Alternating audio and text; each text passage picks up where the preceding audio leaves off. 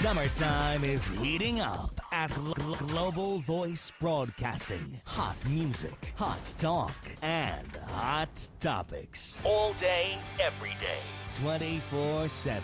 You don't want to miss a minute on Global Voice Broadcasting.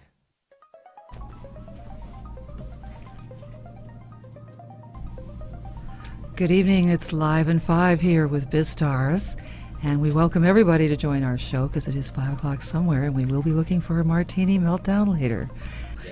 We are here with a lovely group of actors from the Malibu Playhouse. And the illustrious Gene Franklin Smith is here. Would you say hello to our audience? Hello, everyone. Melissa Kite. Hi. How are you, Melissa? You did I'm a great. wonderful job at the opening. Thank you so And much. we have also Tyler Ritter. Hey. And last but not least, we have Jane McClendon. Hi.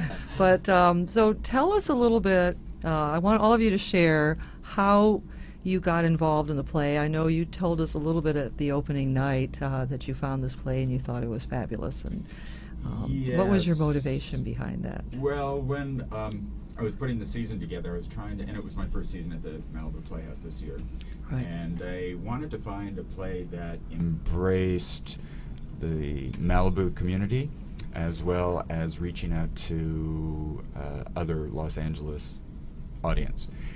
And the director of the play, Edward Edwards, he gave me the script. I read it and said, we've got to do it. So the script came from... the director who directed the production, Edward Edwards. Right, and it came from Los Angeles or New York? It came from New York. This, excuse me, this this play was done in 2011 off Broadway by the Roundabout Theater. Was a big success.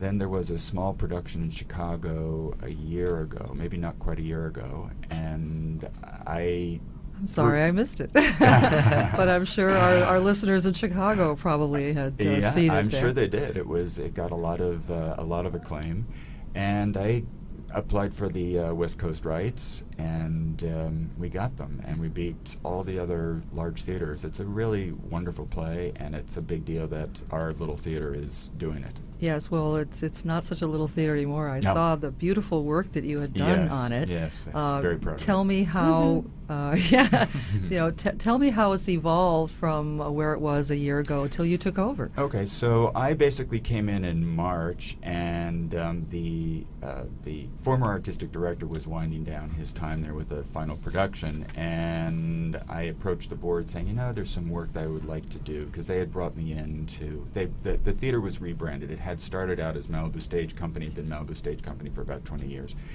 and they wanted to rebrand and kind of, I don't know, glam it up, I guess, a bit. And It's pretty glammed up it's now. Pretty glammed, it is. Yeah, well, I had to throw some of that glam in. So You do. So I do. Thank you. So I started a Indiegogo campaign. We did a whole promo film that Doris Roberts was in and promoting, begging people to give money to us. We raised a little bit. $23,000, which wasn't as much as I wanted to, but it certainly was enough to renovate the lobby and build a professional sound and light booth, which I'd never had before, and renovate the dressing room, which most can't see. But it's pretty spanking pretty right now. So we just need to go out and raise another $23,000. We do, because we at Malibu Playhouse have one of the oddest stages around, in that it is a raked stage. So it's 6 inches down at the front of the stage where the audience is, and it goes up to 13 inches in the back. And I'm sure everybody in this room can attest to the fun that is to walk around on this. Any high heels, ladies? It's a great Always. quad workout, just getting up and down the stage. In fact, the design of the sets have always been very tricky there, and we have a wonderful designer, Erin Wally, and she actually worked the rake into the perspective, so you really can't tell from the audience. No, you can't. that And I was there's sitting in the front row. Yeah. But what else I liked about the theater was the curved aspect The of curved, yeah, it was beautiful. There had Very been- intimate. It is. There had been some unsightly additions that had been built onto it, and nobody really knows why over the past 20 or so years. And when I walked in, I said, we got to restore it back to its original shape, because it was built as a classical theater. So it is that three-quarter thrust, and it's very beautiful. And then the theater rows, as you know, it's studio, it's stadium style. Right. Yeah, right, stadium style seating. So it's all, everyone's got complete unblocked views. Perfect unblocked view. Yes. And only, how many seats? About 100, I was guessing? It's 96 or 97. That's what it said. So we have only 96 seats. So, I noticed some of the actors, when I spoke with them after the show, they felt that having the audience so close made them jump off as artists into the next level of performance and trying things that they normally may not want to do if the audience is very large, and feeling the audience. I can't speak to that, and I know they all will. My only experience with that is that every evening when I go up to greet the audience, it's quite astounding because I leap onto the stage, and I don't know if it's just the way I'm leaping or the lights or the way the stage is, but everyone breaks out into applause like the show's going to start and I'm part of this. And then I definitely get this charge, and I haven't acted for many, many, many, many years, but you do feel this charge of being so intimately close with them, with the audience. And that's a beautiful thing. And so we saw your video clip of the Playhouse. And maybe we should run that clip because you'll see how charged up you guys really are. And we'll come back and speak to everybody in just a few moments. What do you think, Shay? Let's do it.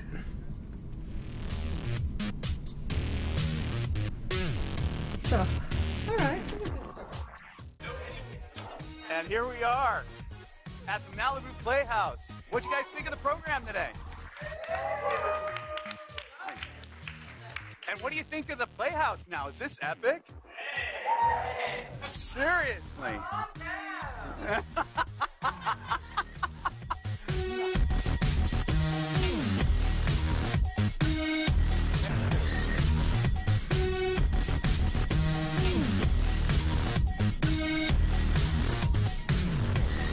That sounds like a lot of fun, man. It's a lot of fun, and it was such a fun video clip, and the play was so serious. So, you had to lighten it up. Yeah. but it was so well done. So what made you want to be a part of this production? Well, I was asked. So it's always nice to be asked to do something rather than having to audition. Right, and you were the lead role, the lead female role. No, I think Jane gets that honor. I think so. Oh, well, okay. Melissa's in one amazing scene, right. But it's the heart of the play, definitely. Yes. Thank you. And you did a great job. Thank you. Being the distressed mom. Thank you so much. It was truly it's about the relationship that I have with Gene. He and I have worked with each other before. He wrote a play called Boise, USA that I was in, and that originated our relationship, and we've been close ever since. And then additionally with Edward Edwards, who I've worked with on developing another play of Gene's. And so it's those relationships and the material. I mean, it was the material that made me say, yes, absolutely, I want to be there. Yes, the play struck me as very high quality and very tight, and usually in a small playhouse, everybody's having fun and it's not quite as tight. And this was just tight, clean, everything that you want to say good about anything. It's That's how, Edward. That is Edward Edwards, for sure. And everybody else's commitment and trusting him. And then we, of course, have two other people here today that are a little younger and a little fresher. So let's start with the ladies. What do you think that prompted you to want to be in the play? I had actually read this play a year or so ago. A really good friend had sent it to me, and she told me I was going to love it, and I did. And you're all about the love, aren't you? All about that. So I was so excited when I saw that Malibu Playhouse was doing it, and I knew I wanted to audition. And I was just itching to do theater as well. So, a combo of the play itself, the playhouse, the people involved. And of course, the location near the beach, which is always nice. So beautiful. Could not be prettier. It's ethereal. Yes. The other night before the show, the cast is usually in the dressing room and they're getting ready. I went back there and no one was there. And we walked up the hill to where you can see the sunset, and there they all were watching the beautiful sunset. And other times we've had audience members. Where are the audience? Where are the audience? They're up on the bluff On the taking bluff. photos of the sunset. So it's absolutely beautiful there. And that was the time of the play. So how long is the run going to be for? We go to October 13th. And then you have a couple other ones booked after that. Yeah, we do in November. We have what I'm calling Variety Month. We have 3 very interesting kind of one-person shows. One is 2-person, but the other are 2 one-person shows. Okay. And speaking of person, but not last but not least, introduce yourself, Hi, please. I'm Tyler Ritter. I play the role of Steve in the play. And you, of course, can tell us a little bit more about your role. Yes, so Steve is the school's guidance counselor, and I'm new on the job. And essentially, the play starts with the death of one of the students. And so, Steve, I take it upon myself to help the student body as well as some of the teachers come to terms with their grief. And as you'll see, I kind of refuse to leave any stone unturned. And you add a little comedic twist to sort of a dark drama, essentially. Yeah, which is it's a nice So point. you add a little comedy, and you, of course, added a little bit of love, or a lot of love, and just a lot of experience. Yeah, Just a lot of experience. So, absolutely. so tell me a little bit more about what you'd like to see for the theater as a group. I mean, obviously, you're the artistic director, Jean, and you would like to do more, raise some more money. We're always trying to raise more money, and, Victoria. That's part of every theater in Los Angeles. And so what are your goals for the next year? My goals for the next year, well, it's to continue to elevate the profile of the theater. We are doing some very challenging material over the next year. So our next full play, will be the West Coast premiere of an incredibly beautiful Irish play, Belfry. Billy Roach is very famous playwright in Ireland and England, and he gave me the rights to 4 of his plays, and this is the one that I chose. It's beautiful. Then we're doing The Vortex, which is Noel Coward's first play. Again, Wow. it's a tricky play because he threw in basically everything but the kitchen sink. He was writing as a starring role for himself. And so everything is in it, including drug addiction and edible conflicts and nymphomania. And It's very Hollywood. It is very Hollywood. In fact, I'm Absolutely. trying to get a bit of a star to play the mother because it's a kick role. It's great. And then we're finishing with I Am My Own Wife, which won the Pulitzer, of course, in 2005, I think. And we are, again, one of the small theaters to really take this play on. Michael Kearns is starring in it. He's an LA theater legend. Google him. You can find him everywhere. And then I would like to work with all these people again. This has been one of the best casts I've ever had great fortune to be involved with. They're all They're all pretty amazing. Why do you think, any of you or all of you, why do you think it was so important to see this play? Along with the fact that the theater is beautiful and the setting is beautiful, everything is wonderful over there. But, in your spirit and heart, what would motivate? And you were sold out, by the way. Congratulations. Thank you. Yeah. Thank you so much. Thank you. Yeah, I would say that it starts with the brilliance behind the playwright who just has written a play surrounding 7 different characters who all have such specific, honest voices. The playwright, by the way, is David West Reed, who we should name drop because we wouldn't be here if it weren't for him. Right. But he has created this world where there are 7 different people grieving in very unique ways that hopefully any one person could identify with and find, a piece of each and every character that they can relate to and hopefully be moved by for the better. And Melissa, I think you said the play had a secret, and I don't think we should reveal it. We can't reveal the secret. Okay, then we won't. We can't. No way. That's why it's a secret. It does take the play to a different level, I think, when that scene happens, which is about midway through the play. It's a big shock, I think, for the audience because it does make you then look back to the first couple of scenes of the play and rethink what you've just seen and why it's important now having this new information. Right. And to piggyback on Tyler's comment on why, and the question of why is this play in particular important to see, I think it really, in relationship to The Secret that we're talking around, it really presses the issue of speak up. Speak about your love and your relationships. Don't hold back. Before someone's gone and you don't have the opportunity to anymore. And so it does, yes, it allows for everyone in the audience to find a thread to whoever they need to touch on their own grief, but also hopefully it's motivating and inspiring to... No regrets. No regrets. Absolutely. Absolutely Yeah, no no regrets. Yeah.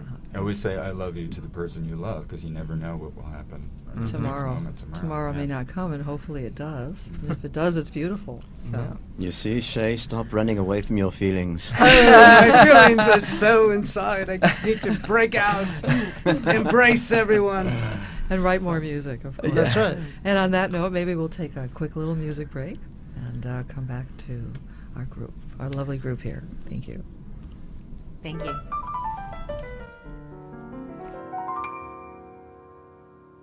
Give me a kiss to build a dream on, and my imagination will thrive upon that kiss. Sweetheart, I ask no more than this, a kiss to build a dream on. Give me a kiss before you leave me, and my imagination will feed my hungry heart. Leave me one thing before we part, a kiss to build a dream on. When I'm alone with my fancies, I'll be with you, weaving romances, making believe they're true. Give me your lips for just a moment, and my imagination will make that moment live. Give me what you alone can give, a kiss to build a dream on.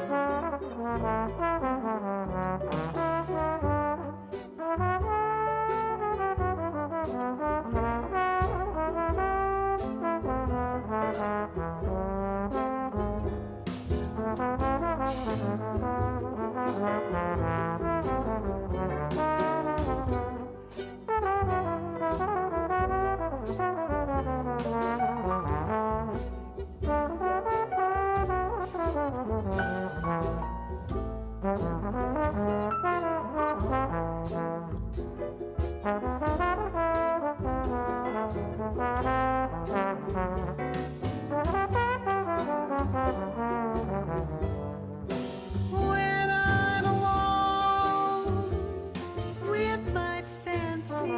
with my fancies, I'll be with you, weaving romances, making believe they're true. Give me your lips for just a moment, and my imagination will make that moment live. Give me what you alone can give, a kiss to build a dream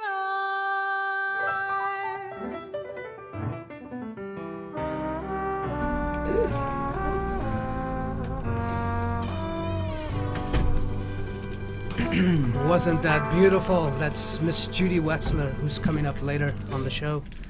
Great song. It's a great song. And do we have a call in yet from... I am here.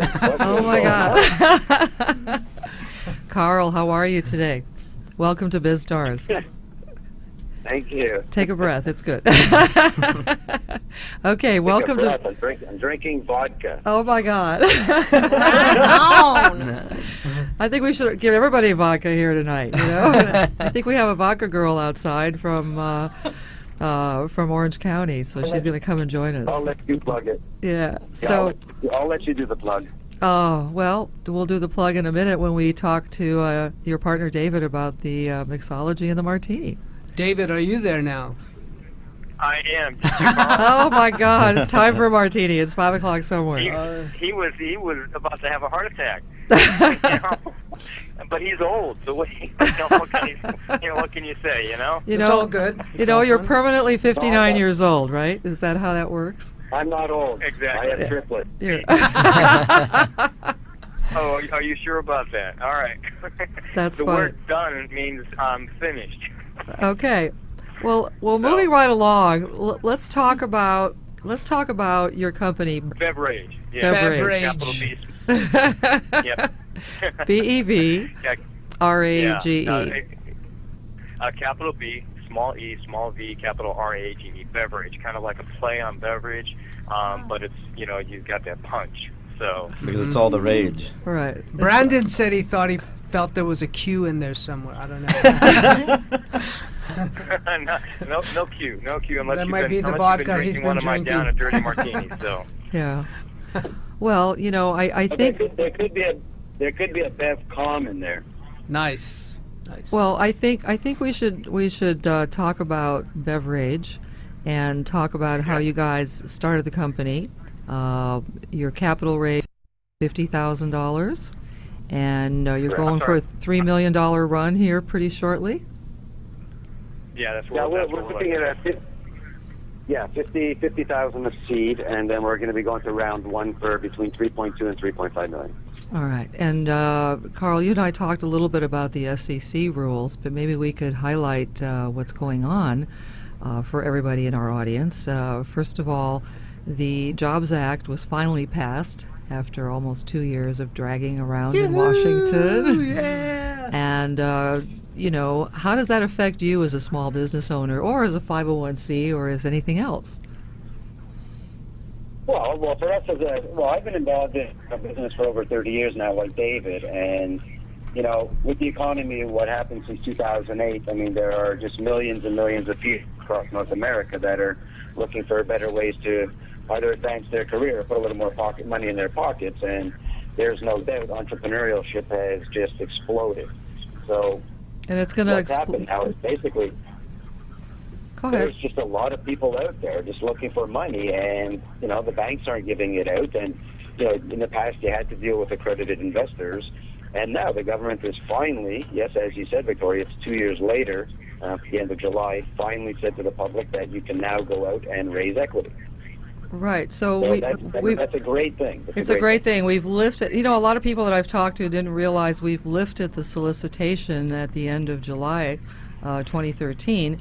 But here's the other kicker. In September, they're going to lift the ban on advertising, so we can actually advertise to raise money today. Yes, we can. We have some shocked looks here. Yeah. But that is very true. That's going to be great. And so that's very exciting because that includes everybody from a small business to a 501c to even our music guest who tried to get her 4th CD out on Kickstarter, which is an exciting way to raise money for your projects. Mm-hmm. And we're seeing more and more people in private equity wanting to do a legitimate project, wanting to do something with their passive income, and the returns can be small or they can be large. And Carl, why don't you touch a little bit about your numbers without guarantees, but what are your projections for the next couple of years for your consumer product, which is BevRAGE? Well, when we take a look at the BevRAGE product, first of all, to the audience out there, we're going into market with what we would call, obviously, a market product. There's nobody, whether you think about the major competitors out in the market, whether it be Igloo or Coleman or Yeti, companies of that nature, none of these companies are producing what we call a multi-beverage dispenser. So for us, we're coming to the market with a unique product, and our two premier market, or we'll call it demographics, are basically tailgaters, sporting tailgaters, and the outdoor adventure enthusiasts, which is basically beer campers, RVers, It's a anybody huge who likes to enjoy market. themselves for- It's a huge market. Exactly. But we also think that you can do a commercial use and go perhaps to catering groups or people doing, corporate functions, or maybe even, getting on a boat or a yacht or some high executive events that could be serviced with that. I think there's a huge market there that's untapped as well. It's a market that consists of basically 320 million people in North America. That's a huge number. So your projections, let's get down to, if an investor comes in with $10,000 or $100,000, what is your projection of returns? And, what are we looking on in the back end as far as a timeline?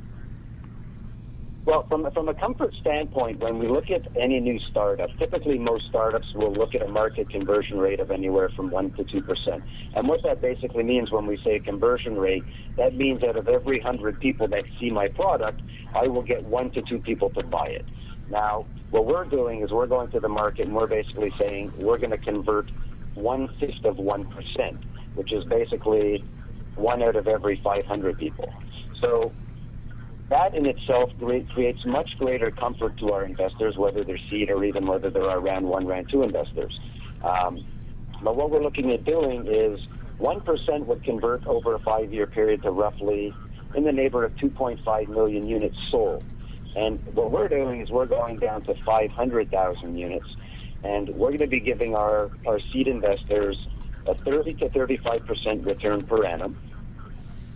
We're also going to give you an equity stake of 0.25% for every $10,000 invested. And on top of that, to secure that investment, we're going to be going out and giving a $5 royalty on every unit sold until that capital investment's paid. So in other words, in my first year, if I sell 100,000 units, basically I would normally pay my investors $500,000. So if you put up $10,000, you would get your percentage back basically in your first year. Carl, that's better than the commodity market. Basically, what you're saying is this is as good as being in the commodity market and trading options or futures with a real return. Absolutely. So we're looking at what, 30-35% projected return, and that's what. Yeah, the return, the first return on investment would be around the 14th month. And the only reason for that is because we have what is called a burn rate, which is basically we're going to use up anywhere between 8 and 10 months to get our product into the market, and then it's got to get onto the store shelves and be sold. Right. So we don't actually see the revenue side of it come back till around the 14th month. Right. So even if it happens in the first 2 years, that's still 1 year faster than anybody else. It's a consumer product that's got a growing demand, and also you're looking at still a 30 or 35% return, which is quite attractive, I would think. Well, it's attractive, especially when you look at that. We're only converting it on a market of about 1/5 of 1%. Right. So that's the advantage here, where we're not going out to the market and saying we're going to sell 100 million units. We have some stiff competition out there on the basic standard coolers, and we don't fit into that market, but we still have to respect it. Okay.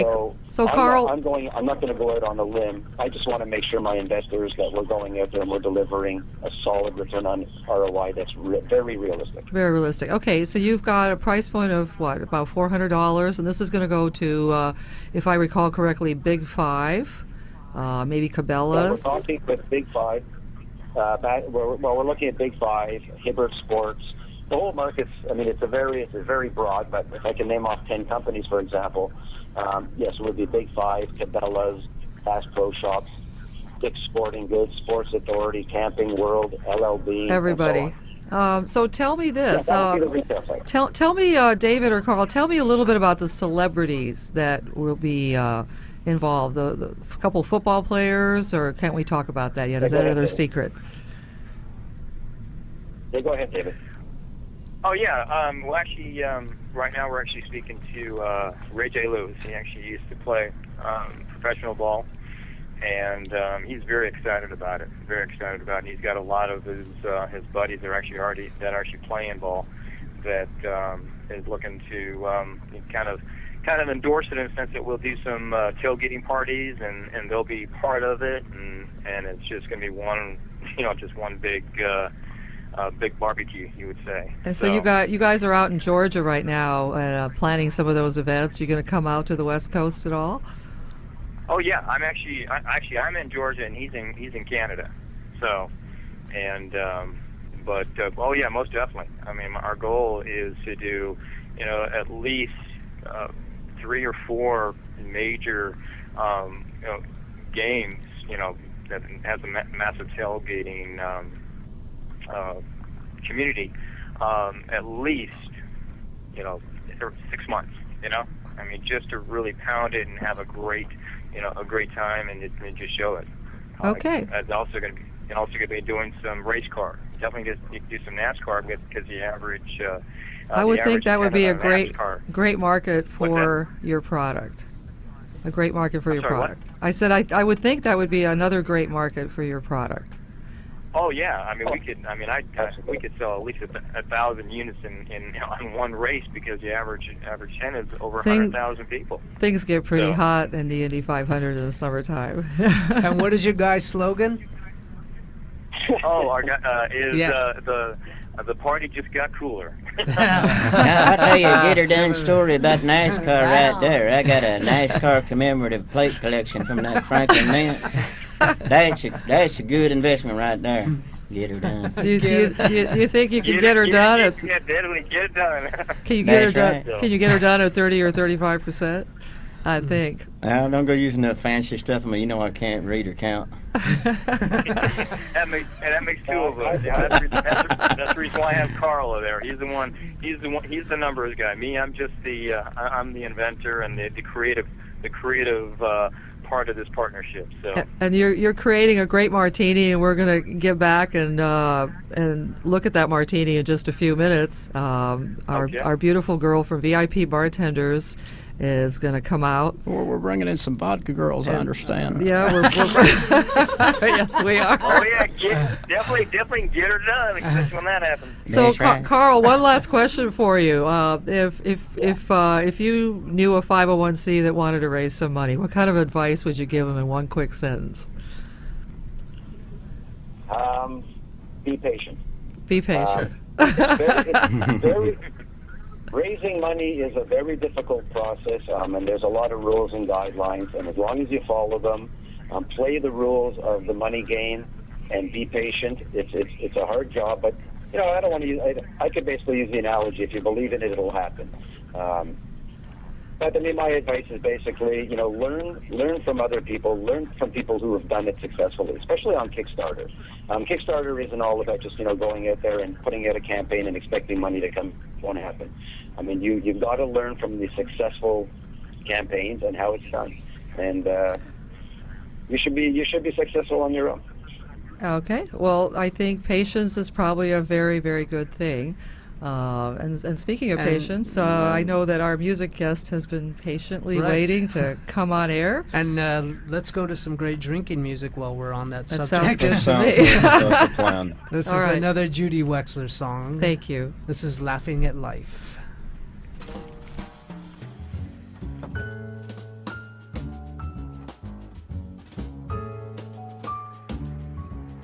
Happiness always comes around to bless happy-hearted ones, I guess. It's true. Why not grin, even when the odds are grim? Smile and take it on the chin. When blue, don't mind the raindrops. Wait till the rain stops. You'll find the sun laughing at life.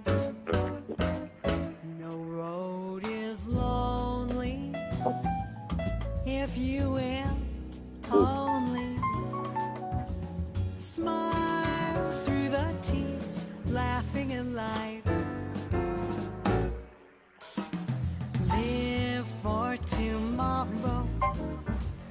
Be happy today.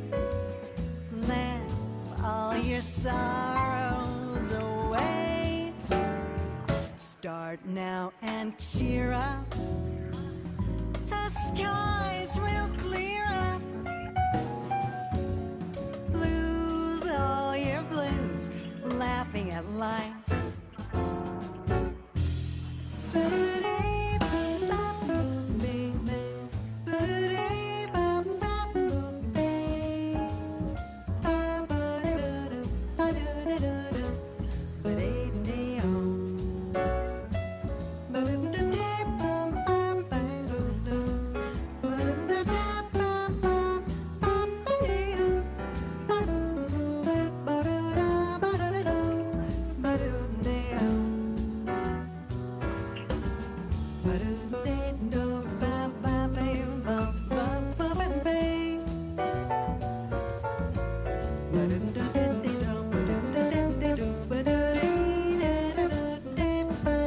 Whenever your life is filled with worry and your world seems as flat, not round, just turn that frown upside down and you'll be laughing at life.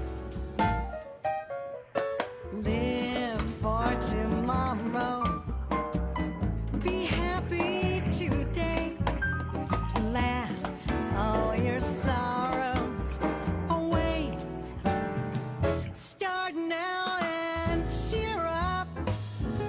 The skies will clear up. Lose all your blues, laughing at life.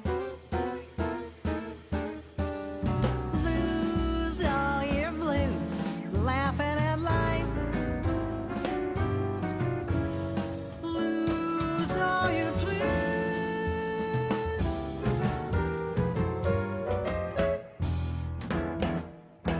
Laughing at life.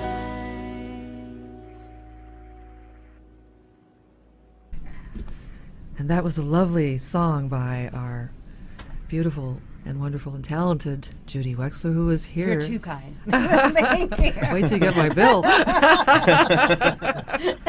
So this is your fourth album. It is. And you had a career change in midstream and an epiphany to come out and become a singer, and you have sung all over the United States, from New York to San Francisco. I so have. You're doing wonderfully, wonderfully well. And tell us about how you put together this fourth album. And first of all, what's the album's name? The album is, what is the album's name? It's called What I See, and I called it What I See because the tunes I picked, had something to do with moments, life-changing moments. So that's kind of the theme of it. I did do it. You had asked about a Kickstarter. I put a Kickstarter together. To do that, I did it in March, and I prepared for the Kickstarter by videotaping our recording session, and we laid down 3 tunes, and I videotaped it, and I used that with the Kickstarter, and then did a lot of fundraising in that month. It concluded in April, and then we went in, we recorded the rest of the album. It has 11 tracks, and it's now playing on the radio. It's now getting national Congratulations. airplay, so thank you very much. Congratulations. That's really wonderful. And I produced it myself. I produced it this time with, I say myself, but in collaboration with my You had some pianist amazing, arranger. you had some Jeff amazing, Kaloa, so yeah. It was a lot of fun. So and you had some amazing musicians on They're amazing. on the tracks they too. They are wonderful. So thank you for coming, and your album just came out. So thank you for coming and sharing it with us. Thank you for having me. And it's always great to see you. So over the years, what were your thoughts and feelings about switching careers in midstream? I mean, was it frightening at first, or? No, I mean, I had been an actress when I was younger, and I was on, I think the most visible part I had was on a Frasier. I was a guest star on a Frasier, and but I'd done a lot of theater, and I simultaneously held major kind of jobs, working at the Sundance Institute and working for the famous ventriloquist Jerry Lewis, who my generation she was kind of an icon, and so I had administrative jobs, and I was an actress at the same time, and then in my mid-40s, I had a message from my mother, who was battling cancer and was dying, who said, Judy, you want to sing, just go sing. So after she died, that's what I did. I just started to sing.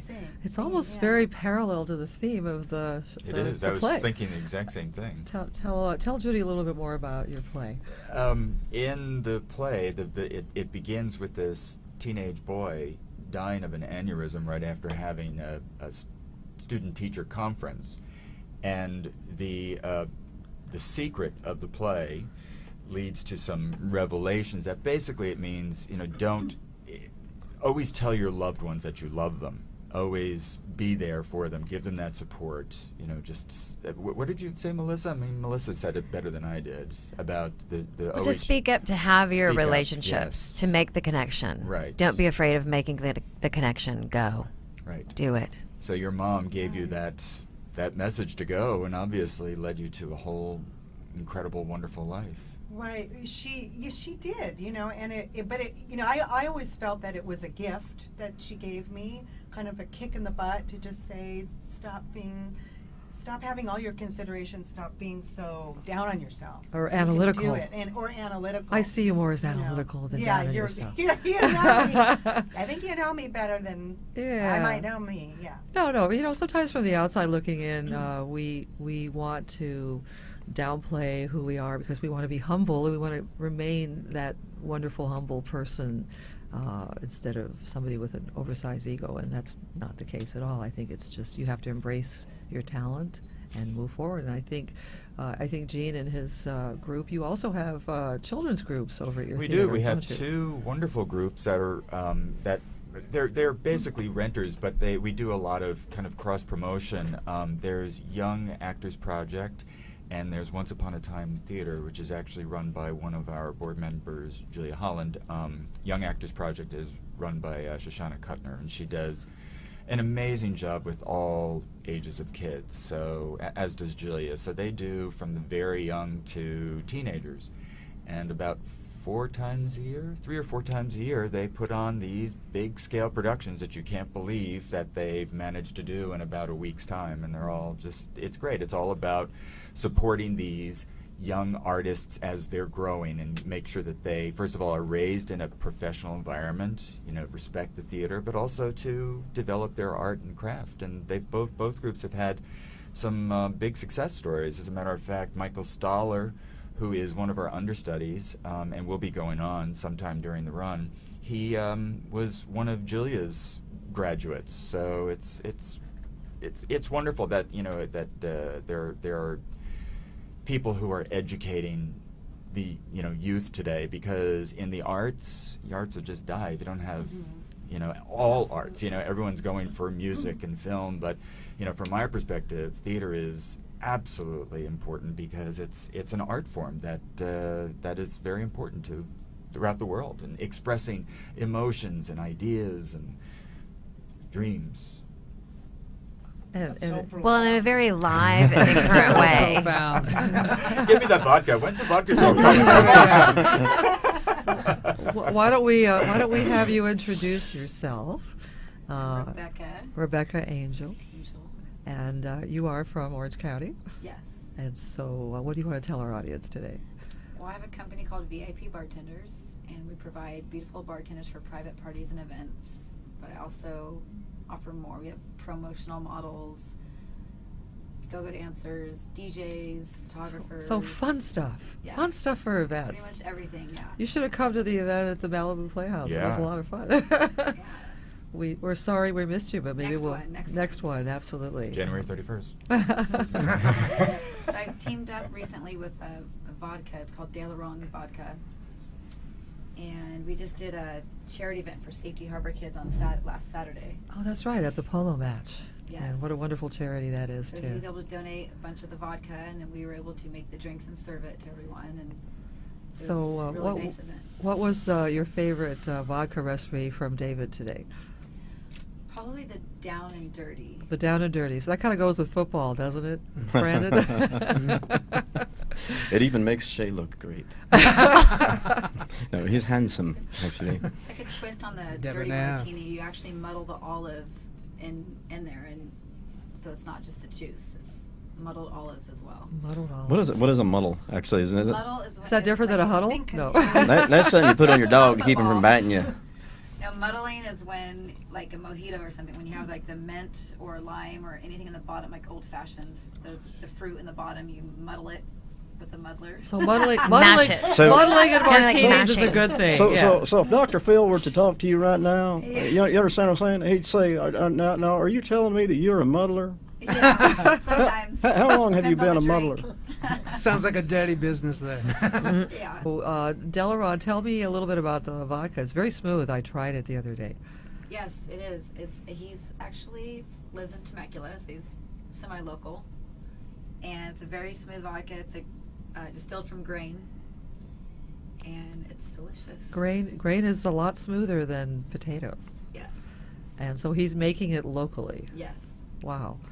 And he's been involved in a lot of different charity events. That's why I hit him up for this one. Oh, okay. That's great. So we got David calling us. Hey, David, you there, man? I'm here. You got disconnected. David, yeah, we're talking about vodka. And we've been muddling along here. Muddling along. Muddling, baby. We're not quite sure what the muddling is all about. What do you prefer, potato vodka or grain vodka?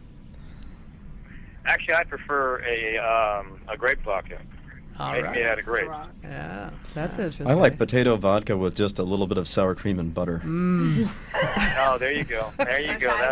That'll definitely work. I have recently seen a bacon martini, and that one I can't figure out. It says bacon-infused vodka. And how do they infuse that? I don't Want to eat it or drink it? I don't know. They got all these flavored vodkas, cupcake, blueberry, you know. I think there's been a lot of bacon craze Yeah, going on. bacon. But that's different than muddling, I think. And bacon is the candy of meat, you know. Yeah, actually, an infused process. I mean, it's just kind of like it sits and soaks for quite a few days. So I see. Muddling is just kind of mixing the ingredients together with actually a stick. I see. So thank you for sharing that with us. Would you be so kind as to share your vodka recipe that you will be putting in your BevRAGE product here soon? Well, actually, yeah, I'm going to be doing an apple tartini. Oh, which, great. Which actually takes about 3 hours to make, but it's 14 apples, 4 limes, 2 pounds of sweet tart candy, and a couple cups of sugar. And a couple cups of sugar. It must be a recipe from the deep it's- south. what's that? Where's Paula Dean when we needed her? She's eating butter. Yeah, exactly. There you go. Exactly. Yeah, without the butter. Forgot the- It's going to be minus the butter. Trust me. Okay.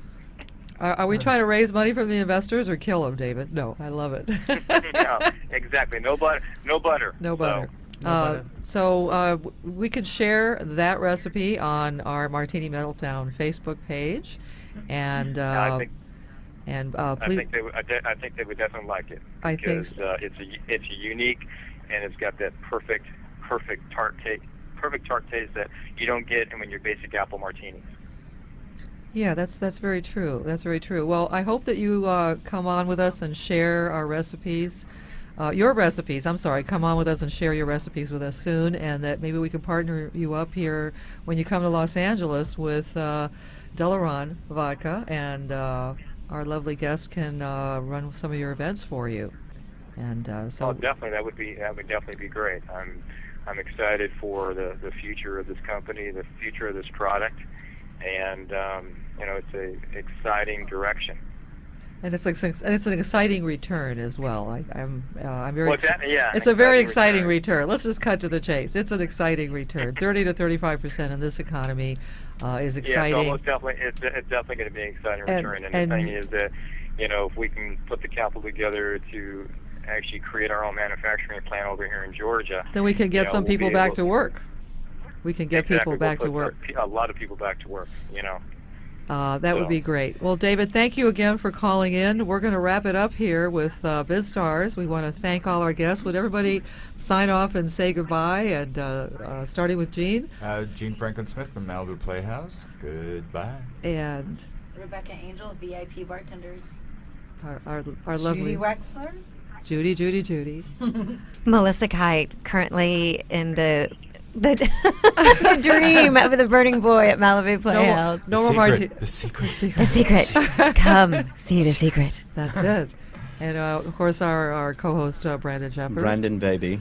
And Shay Monroe, our Of music course, director. me. That's right. All right. So we hope to see you next Wednesday at 5 o'clock live Live. with BizStars. Do we have a song to tune Let's us go out with Judy's video.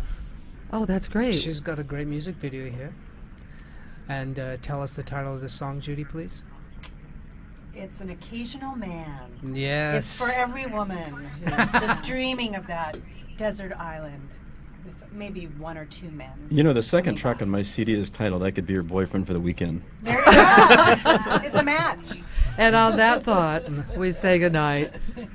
Good night. Thank you all for joining us. Good night. Good night. That's a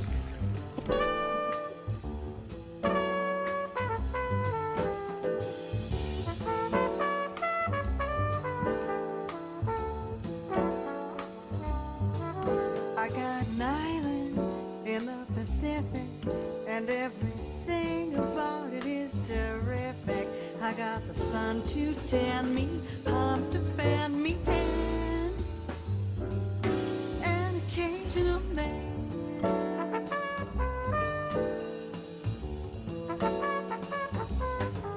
I love my island, it's very lazy. If I should ever leave it, I'd be crazy. I got papayas, peaches, sandy beaches, and an occasional man.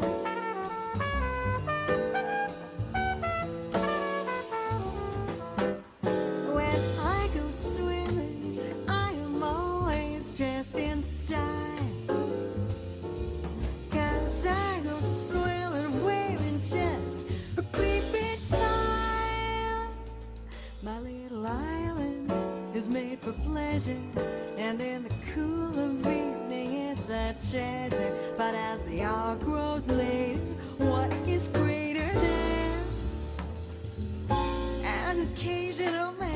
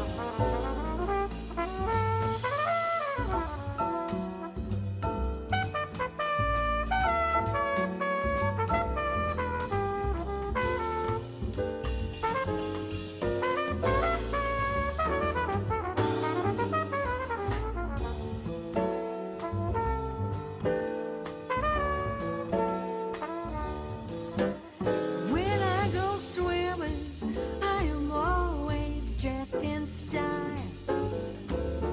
'Cause I go swimming wearing just a great big smile. My little island is such a beauty, you may forget to heed the call of